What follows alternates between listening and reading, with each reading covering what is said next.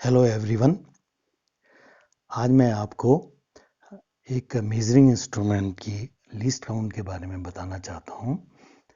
इस measuring instrument का use किसी भी जॉब की लेंथ नापने में, उसकी हाइट नापने में, डेप्थ नापने में, उसकी विड्थ नापने के लिए, किसी जॉब का होल साइज नापना है, उसका आउटसाइड डायमीटर नापना हो, इन सभी जगह इस मेजरिंग इंस्ट्रूमेंट का यूज़ किया जाता है। दोस्तों, इस इंस्ट्रूमेंट का नाम है वर्नियर कैलिपर।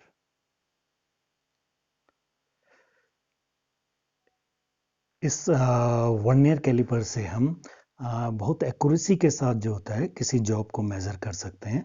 इससे जो होता है 0.02 mm तक एक्यूरेसी हम ला सकते हैं, जो कि इसके लीस्ट काउंट कहलाती है। मतलब ये कम से कम जो होता है 0.02 mm तक का जो होता है वो मेज़र कर सकता है। इसीलिए इसका यूज़ जो होता है वो हर एक बड़ी चाहे छोटी इंडस्ट्रीज़ हों या वर्कशॉप हों, इंजीनियरिंग कॉलेजेस हों, पॉलिटेक्निक्स हों, आईटीआई हों, आईआईटीज़ हों, सभी जगह जो भी इसमें काम करने वाले हैं, चाहे वो कोई भी पर्सन हो, जो भी मेजरिंग का काम करेंगे, वो इस वर्नियर कैलिपर का यूज़ करते हैं। ये वर्नियर कैलिपर भी अलग अलग साइज़ में आते हैं। कोई 200 mm का होता है, जैसे कि ये जो होता है 200 mm का है। कोई 150 mm के होते हैं, 100 mm के होते हैं। ये अलग अलग साइज़ के होते हैं और अलग अलग कंपनियों के यूज़ किए जाते हैं। वैसे जो सबसे ज़्यादा जो यूज़ किया जाता है दोस्तों, वो मतलब मिटुटोयो कंपनी है, मेड इन जापान। उसका यूज़ किया जाता है क्योंकि इसमें एक्यूरेसी बहुत ज़्यादा आती है। वैसे करने के लिए सभी जगह अलग अलग टाइप के होते हैं वर्नियर कैलिपर। कोई इंचेस में होते हैं, कोई एमएम में होते हैं, कोई सेंटीमीटर में होते हैं। तो आज मैं इसकी वर्नियर कैलिपर की लीस्ट काउंट के बारे में बताऊंगा कि इसकी लीस्ट काउंट को हम किस तरीके से मेज़र करते हैं। तो जैसे कि ये वर्नियर कैलिपर है, इसकी जो है लीस्ट काउंट हमें नापनी है।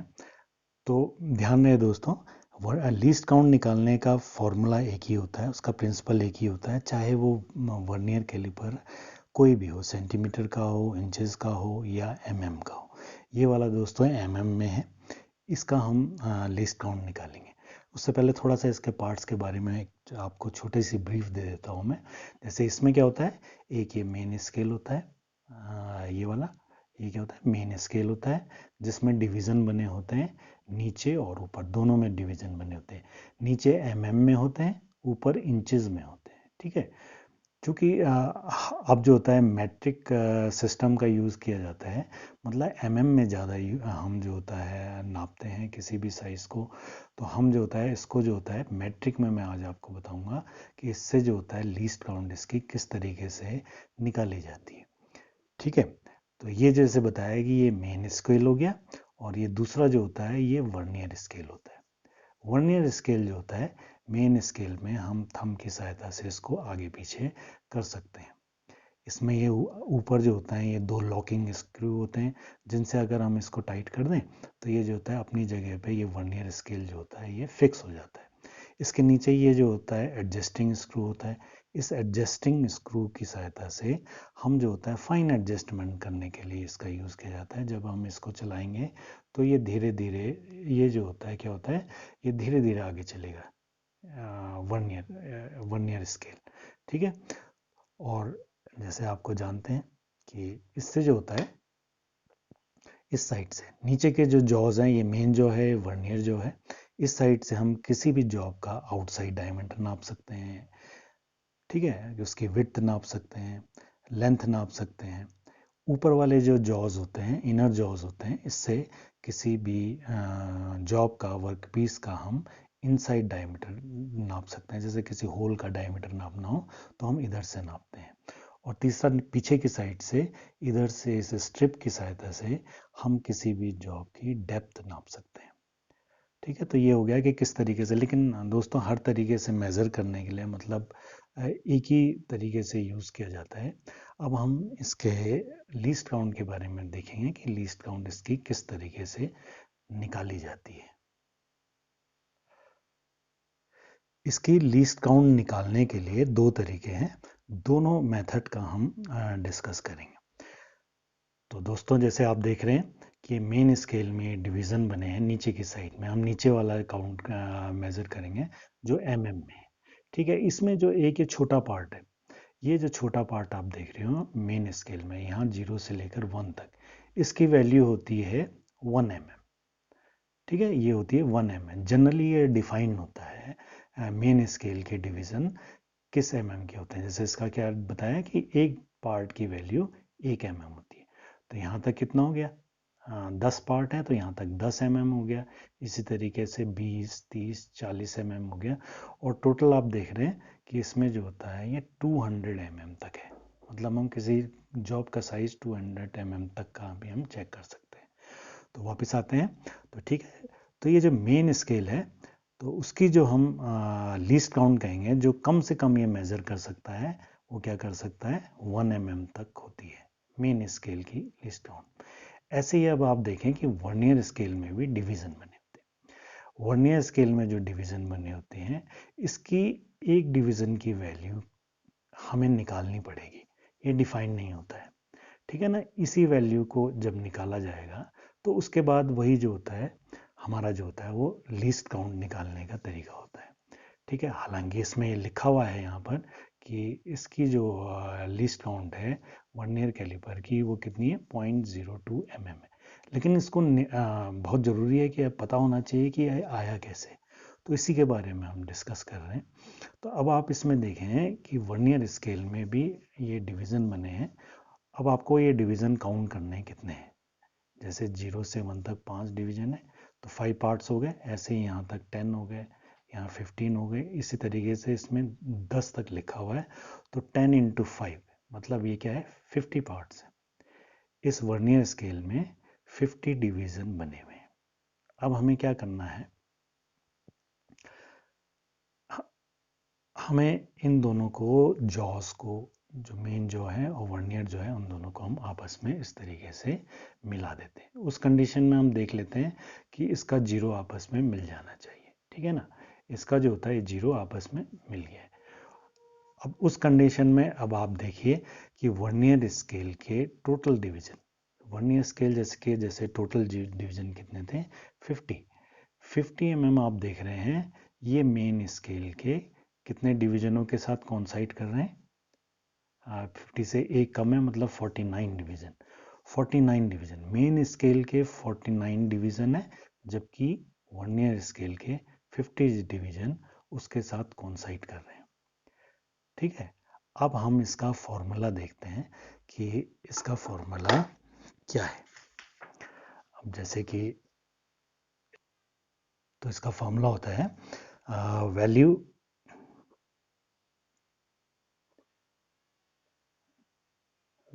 of one division in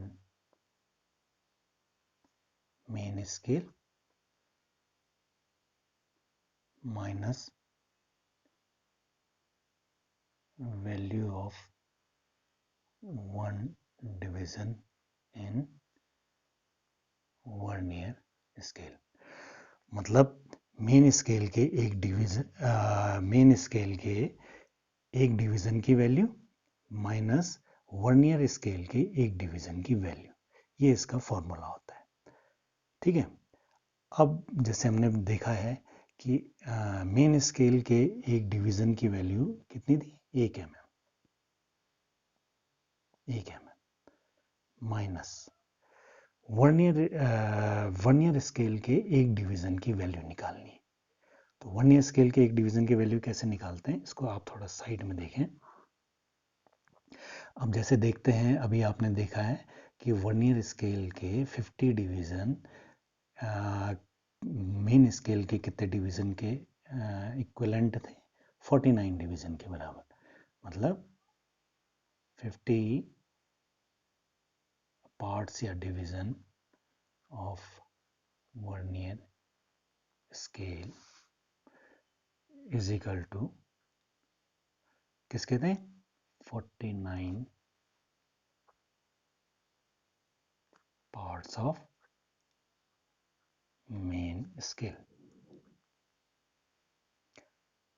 50 part जो वर्नियर स्केल थे वो 49 पार्ट्स के मेन स्केल है। तो हमें तो एक डिवीजन की वैल्यू निकालनी है, एक पार्ट की वैल्यू निकालनी है, तो वन, तो इसको निकाल सकते हैं 1 पार्ट्स ऑफ वर्नियर स्केल। ये तो फॉर्मूला होता है मैथमेटिक्स में।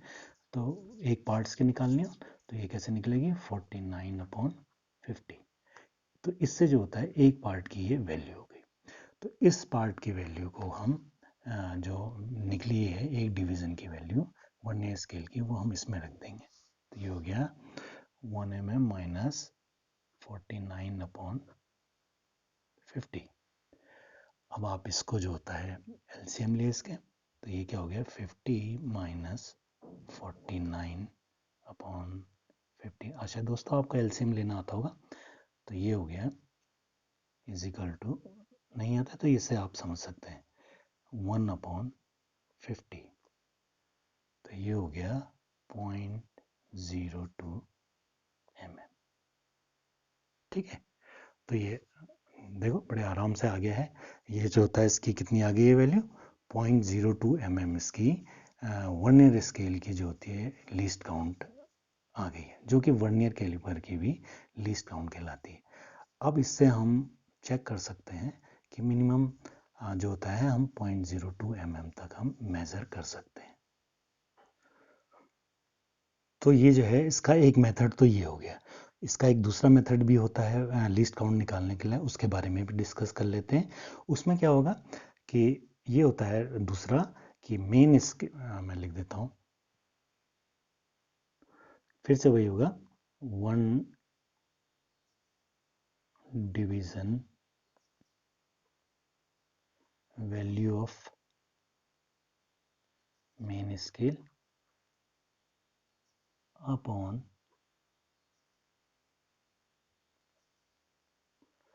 Total division in vernier scale. ठीक है, मतलब मेन स्केल के एक डिवीजन की वैल्यू अपॉन वर्नियर स्केल के टोटल डिवीजन। अब आप देखिए मेन स्केल के एक डिवीजन की वैल्यू जैसे हमने बताया था अभी, ये जनरली डिफाइन भी रहता है, कितना है 1 mm है।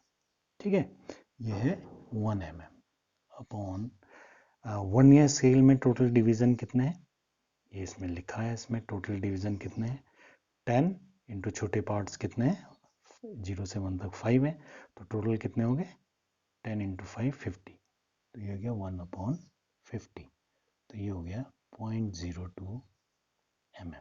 ठीक है दोस्तों, तो ये इस तरीके से इसकी लिस्ट काउंट ये निकल गई है।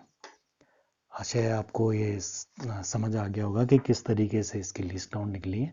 अब आप ये देखिए कि इसका जो एक जो वैल्यू है इसकी वर्नियर स्केल की, एक जो डिवीजन है छोटा, उसकी जो रीडिंग आ गई है उसकी वैल्यू आ गई है 0.02 mm।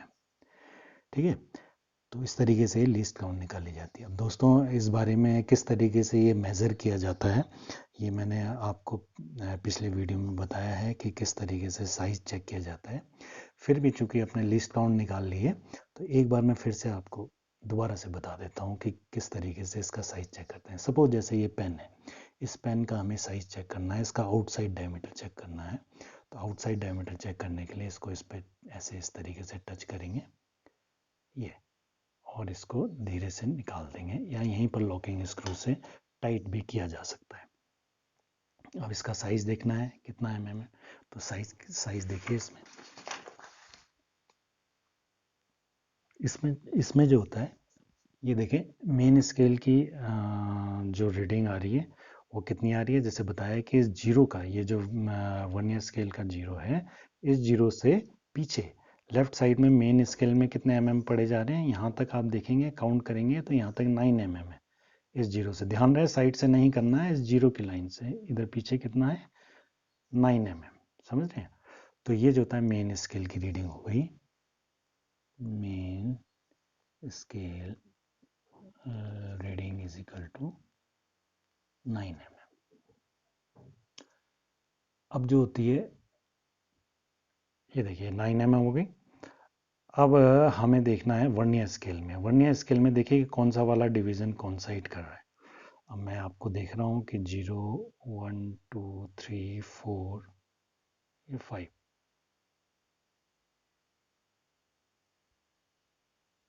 ये देख रहे हैं हम। ये जैसे कि 5 वाला डिवीज़न उससे 5 से बल्कि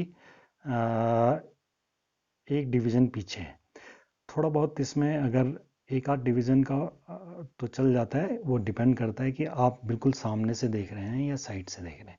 तो जैसे यहाँ पर आपको देख रहे हैं कि 5 से एक डिवीज़न पहले ये वाला जो होता है ये मैच कर रहा है इसके साथ। तो आप यहाँ तक टोटल पार्ट्स गिनिए कितने हैं। 0 से 1 तक 5 है, तो यहाँ 4 तक हो गया 20 21 22 23 24, 24 डिवीज़न हो रहा है। तो वर्नियर स्केल की रीडिंग आ गई। वर्नियर स्केल रीडिंग क्या होगी 24। इसको इसकी लीस्ट काउंट से मल्टीप्लाई करते हैं 0.02 mm से, तो ये हो गया 0.48। अब ये mm लिखा जा सकता है। अब दोनों को हम ऐड कर देंगे, मेन स्केल की रीडिंग प्लस वर्नियर स्केल की रीडिंग, मतलब 9 mm प्लस 0.48 mm। तो ये हो गया है 9.48 mm। ठीक है ना। तो ये मैंने आपको एक बार ये भी बता दिया कि किस तरीके से इसका साइज चेक करते हैं। बाकी और भी इनसाइड डायमीटर कैसे चेक किया जाता है, डेप्थ कैसे की जाती है, वो मैंने दूसरे वीडियो में आपको बताया हुआ है। तो आशा है आपको काफ़ी कुछ सीखने को मिला होगा कि किस तरीके से लीस्ट काउंट निकाली जाती है। अब जो ये प्रिंसिपल है, ये चाहे ये mm वाले वर्नियर हो चाहे सेंटीमीटर वाले वर्नियर हो, उन सभी में ये लागू होता है। ठीक है। तो दोस्तों, अगर आपको इस वीडियो से किसी भी तरीके की आपको नॉलेज मिली हो तो मेरे इस वीडियो को आप लाइक करें, सब्सक्राइब करें और शेयर करें, जिससे कि हमें, इससे होता क्या है कि हमें नए नए वीडियो बनाने के लिए अच्छे अच्छे मशीन्स के बारे में, अच्छे अच्छे इंस्ट्रूमेंट्स के बारे में जो कि बहुत ज़्यादा यूज़ होते हैं, उनकी अच्छे ढंग से डीप जो होती है नॉलेज आपको देने में हमें बड़ी प्रेरणा मिलती है। ठीक है। तो धन्यवाद दोस्तों।